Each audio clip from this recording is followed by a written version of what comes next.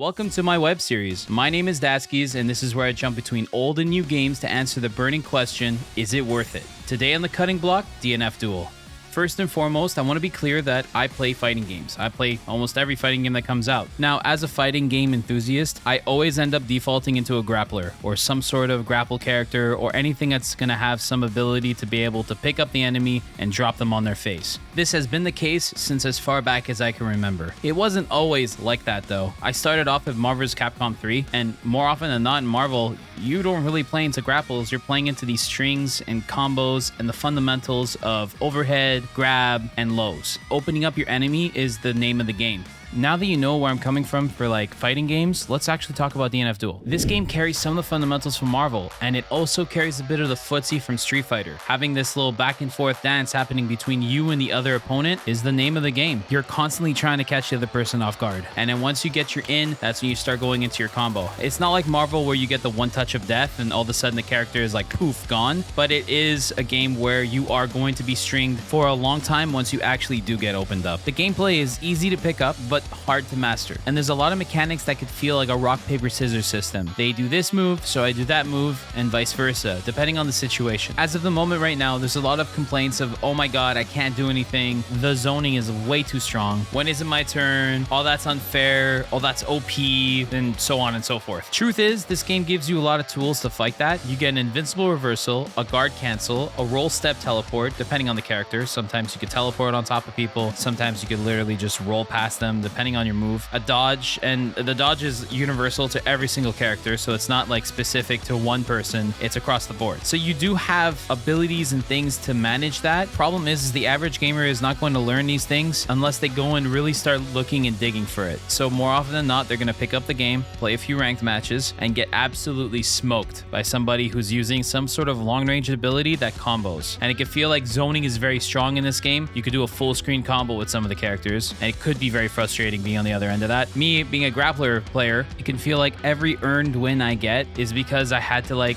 literally fight for it. But for the most part, that's pretty normal for grapplers, and I've never had a top tier character be a grappler in most games I play. So far, I like the MP system, the way it unlocks more space as you take red or gray damage, the way you're able to overexert yourself putting your character in this level of exhaustion. This system locks up your moves and makes you have to wait until the rotation allows you to be able to go back in again. And for the most part, I think that's a great addition to the already existing Marvel vs. Capcom feel that the game has, where you're kind of limited and you can't go on forever until something dies. You have a limited time to do damage, and then once that's done, you're playing this neutral game, trying to get this back and forth, trying to keep yourself afloat until you get enough MP to continue your combo. The online ranked mode is a little disappointing. People are going to be able to choose their ranks, and unfortunately, there's a lot of real bronze players playing versus some people that have more experience than me in fighters. People that have been playing fighters since 1991 when it was in arcades. So do I think that these people have a fair chance to actually grip the game? No, if they're going to be playing versus people that have so much experience, they're just going to be like, well, I can't do that. I'll never be able to do that. All right, I don't want to play anymore. This is damaging to DNF Duel, as this game has been tailor-made with the intention to be easy for new players. For instance, imagine if every single time you played Overwatch, they queued you into top 500 games. I'm pretty sure new players, or even players that play all the time, wouldn't want to play the game after being completely destroyed by someone who's just at another level. I want to be clear, I know I haven't spoken about the conversion system, and it's mostly due to the fact that I still haven't fully figured it out for myself. I believe this is due to the fact that it's not inside of the actual combo tutorial system that they have. The tutorial mode being such a good mode to learn the basics of the game and to learn the other different mechanics that they've actually implemented, kind of makes me wish that we had some sort of explanation on how to use that, or some system to be like, hey, this is how this works, this is how that works. Unfortunately, it's just not there. Let's talk about the story mode. For the most part, this is actually a very short story mode. If you were to play every single character, fine, you'd probably run it 2, 3 hours, 4 hours, but you could finish every single character's campaign in 15 minutes for each character. They're all voice acted from start to finish, and the characters actually really do sound good.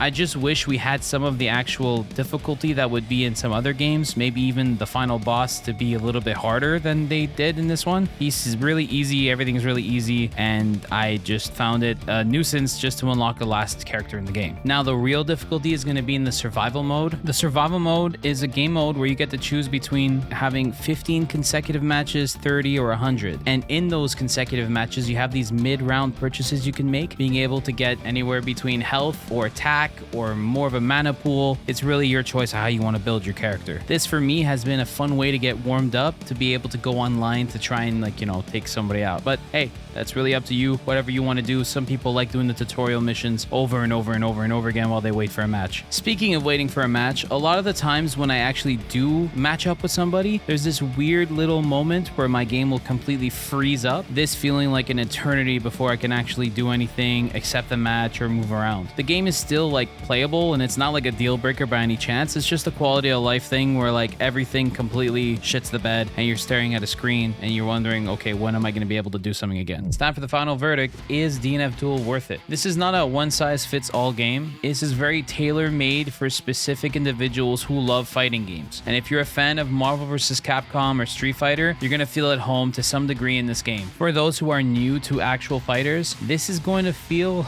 a little bit hard, at least for now, until like the actual rank system levels out and puts people in their proper ranks. It's going to be a very hard game to pick up and play, at least if you don't have friends to play with. If you do have a bunch of friends that have picked up the game, you're going to love it because the rollback system makes it so easy and so effortless to play. It's like they're sitting right next to you. Now, there's one thing we definitely need to talk about before we continue is the actual price tag itself. The price of the game is running at $64.99 where I live. That means that this game is priced lower than Guilty Gear Strive on release. And even till today, Guilty Gear Strive is being sold at $79.99, and it is worth every single penny in my opinion. Using that logic, I'm definitely going to say this game is worth it, but that really comes down to you. I hope this video answers a few questions. I hope that ultimately you get to know whether or not you can make your decision or whether you think it's worth it or not from the information I gave. Do keep in mind, this is coming from the perspective of somebody who loves fighting games, so, you know, take it with a grain of salt. If you're not a fighting game person, definitely recommend that you wait for some sort of sale or something that's going to be able to let you get it for a better price, because obviously I'm coming from a very subjective position. So that's the end of the video. I hope you enjoyed it. If you like the content, like always, hit the sub button, hit the like button, and I hope you have yourself a fantastic day and all the best.